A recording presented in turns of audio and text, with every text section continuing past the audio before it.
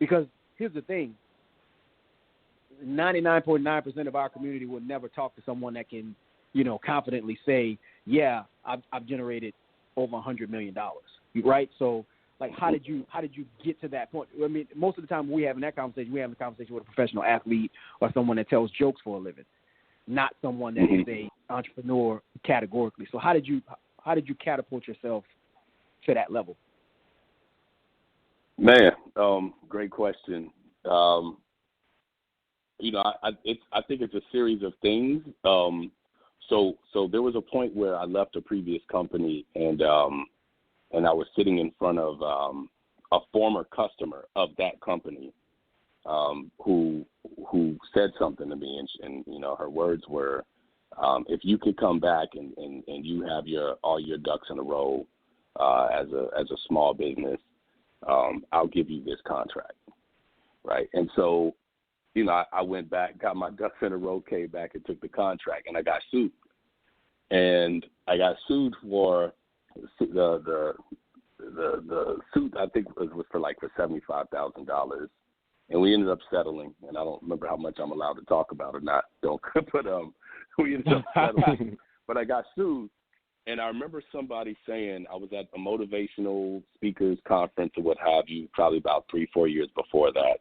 And I remember somebody saying he was kind of an a-hole, but he was rich, and so I was listening.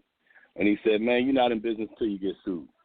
Like, welcome to the new world. If you're getting sued, then you're in business because you're a threat to somebody, and at that point, now you've got some real business that you can do. And so I remember when I got the letters from this person's lawyer, I was initially afraid because I'd never been thrust in that situation. And then I remembered those words, and I got so excited because I was like, wait a second, these people think I'm a threat. So whatever, lack of self-confidence or insecurity that I was holding on to, they clearly didn't believe that existed. They clearly thought that there was something else there.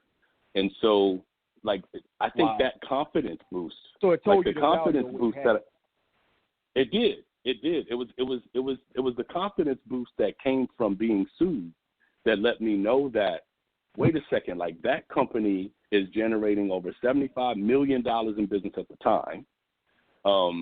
They had calculated the profit that they expected to lose on the business that I was going after. Now they calculated at $75,000.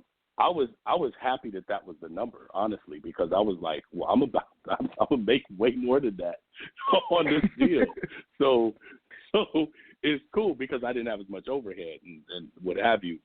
But so I'm gonna put a pin in that and say that moment got my confidence going. But that wasn't the real transition point to being able to generate a lot more money. But it was certainly a starting point. At that point, I was listening to Drake's, second verse on Paris Morton music, and I can't remember the name of the song. I know the second part is Paris Morton music too, where he says, "F all that happy to be here stuff that you want me on. I'm the big homie. They still be trying to little bro me." And I remember hearing that, and I was like, "That's where I am. They actually see me as a threat, and this is